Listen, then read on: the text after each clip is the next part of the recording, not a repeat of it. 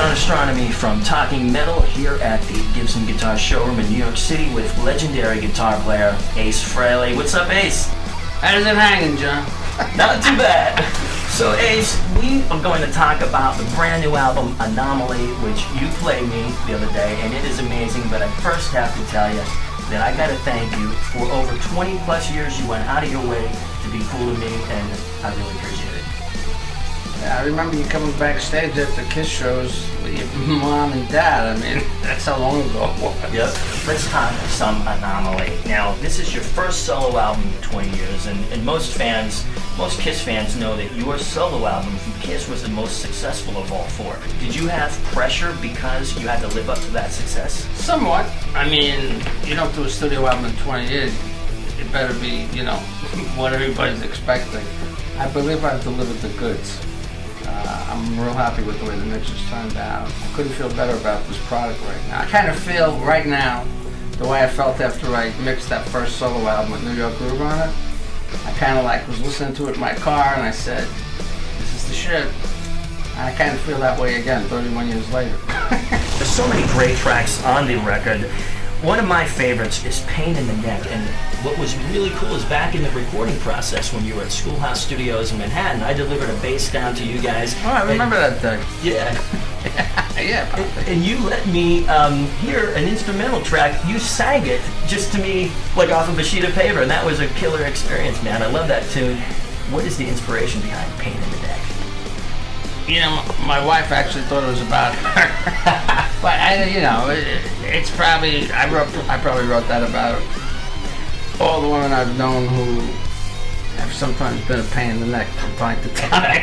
Now, Genghis Khan, that is a track that really reminds me of, that's like a song to me, it's the same vibe to it, and there's some great acoustic work at the beginning. I actually developed that in 2004 at my other home in Pleasantville.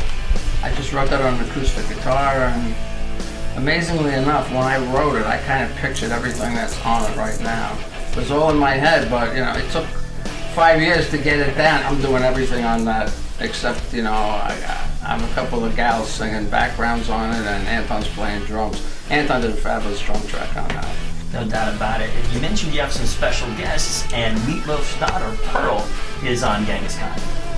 Yeah, that was kind of an afterthought. I was in LA and I was hanging out with John 5, and I said, hey, you think you can find me a studio and get some girls to sing on Genghis Khan? He didn't know what I was talking about, but a few hours later he had set the whole thing up, and Pearl came over, and John found another gal.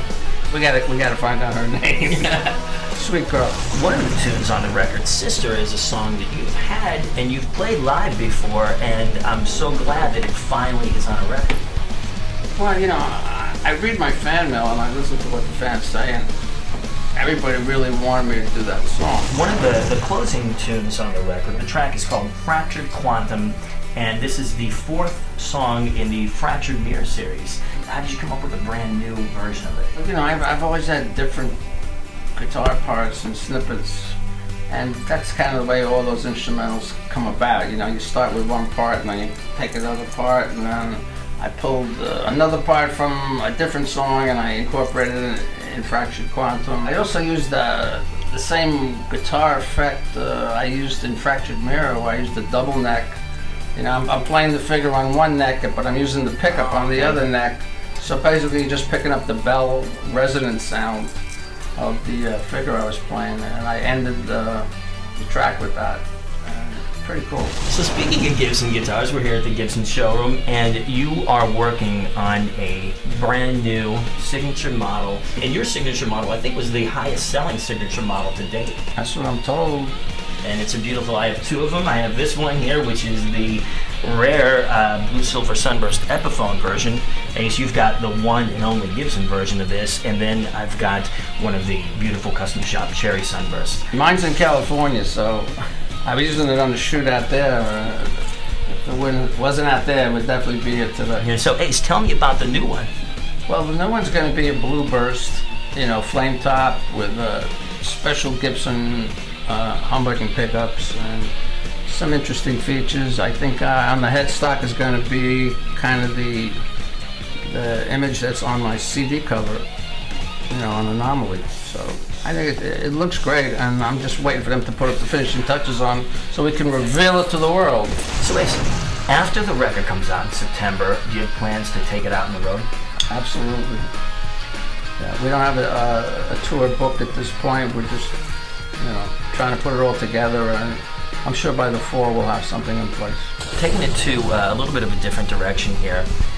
I, last name Astronomy, have been a UFO fanatic forever. I researched UFO landing sites, and I want to hear about UFO activity in your area, because you're obviously from outer space, and I imagine you're trying to keep tabs on you down here. Yeah, well, I'm in the Hudson Valley. If you're a UFO buff, then you would absolutely know of all the activity that's going on around where I live. So I see UFOs all the time, you know. I mean, I kind of think one landed in my backyard one night because I woke up in my house with the front door open, halfway in the house and halfway out of the house. And I had a dream that they landed in the backyard. I wasn't sure, and then when I went to the backyard and looked at the grass, it seemed like there was a circular thing there. So, you know, who knows? Perfect, Ace. I believe in that stuff, and I've went to several different landing sites. I've gotten as close to Area 51 as you can actually get without, you know, being arrested. When are they going to give tours of that joint? I know, not right now they should. I mean, I want to go, man. I want to see the real deal.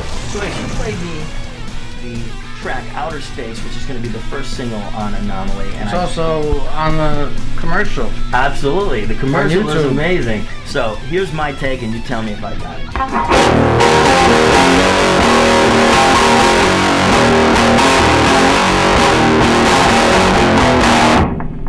Yeah, basically. Cool. Yeah. Cool. Now, when you come down, it's more staccato, and you choke it. Okay. Right.